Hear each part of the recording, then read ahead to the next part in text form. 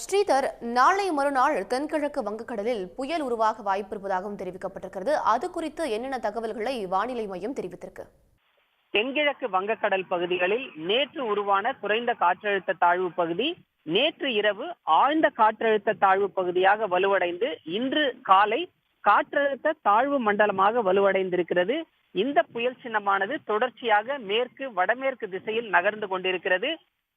தற்பொழுது வங்கக்கடலில் சென்னையிலிருந்து 990 கிலோமீட்டர் தூரத்தில் மையம் கொண்டிருக்கக்கூடிய இந்த காற்றழுத்த தாழ்வு மண்டலம் மேற்கு வடமேற்கு திசையில் ஆந்திர கடலோர பகுதிகளை நோக்கி நகரக்கூடும் என்ற சென்னை வானிலை ஆய்வு மையம் அறிவிப்பை வெளியிட்டிருக்கிறது. தொடர்ச்சியாக இது படிப்படியாக வலுவடையக்கூடும் என்று கணிக்கப்பட்டிருக்கிறது. நாளை ஆழ்ந்த காற்றழுத்த தாழ்வு மண்டலமாகவும் 27ஆம் தேதி புயலாகவும் வலுவடையக்கூடும் என்ற ஒரு கணிப்பு உள்ளது.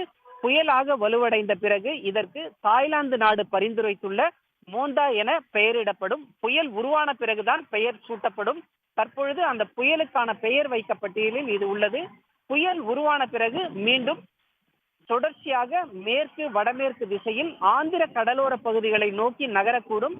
ஆந்திராவில் தான் இந்த புயல் சின்னம் கரையை கடக்க உள்ளதாக தற்பொழுது வரை இந்திய வானிலை ஆய்வு மையம் கணித்துள்ளது. இருந்த போதிலும் புயல் கரையை கடக்கக்கூடிய இடம் என்பது உறுதியாக அறிவிக்கப்படவில்லை. தொடர்ச்சியாக இந்த புயல் சின்னத்தின் நகர்வுகளையும் தீவிர தன்மையையும் கண்காணித்து வருவதாக வானிலை ஆய்வு மையம் தரப்பில் தெரிவிக்கப்பட்டுள்ளது.